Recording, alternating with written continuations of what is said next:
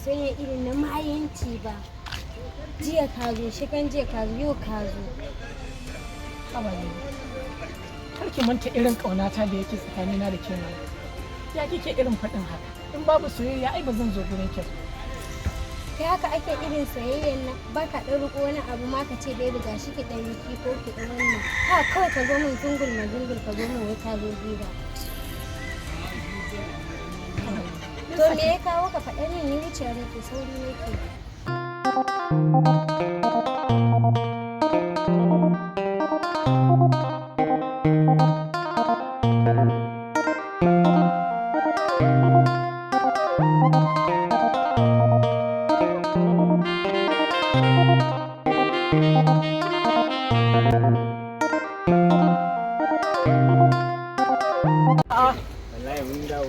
An gama lafiya Allah. Alhamdulillah komai ya kammala. To masha Allah. So yanzu za a bata kidin mota ke.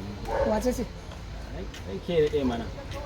Ai ta kasa hakuri ne, ta kasa fahimce ne.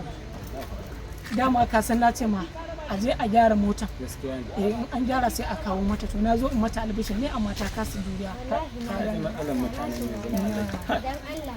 Allah sarki. Ai tun ran gini, tun ran zane. Sai hakuri. Dan Allah.